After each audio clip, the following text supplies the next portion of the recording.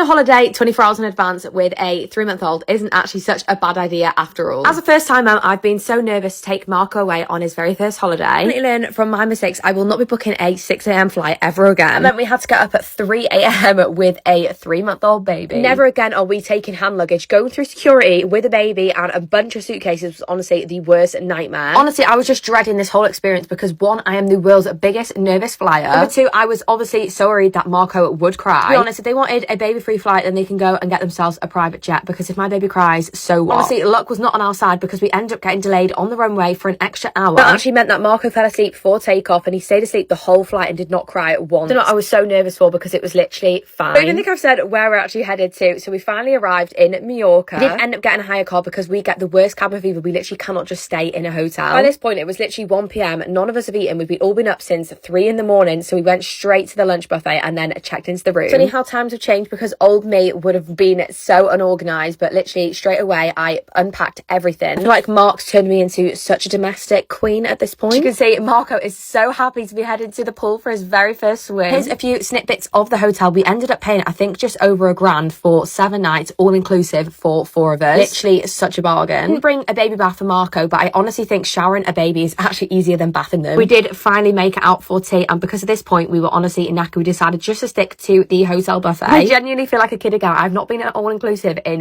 years. We were honestly knackered by this point, but stay tuned for day 2.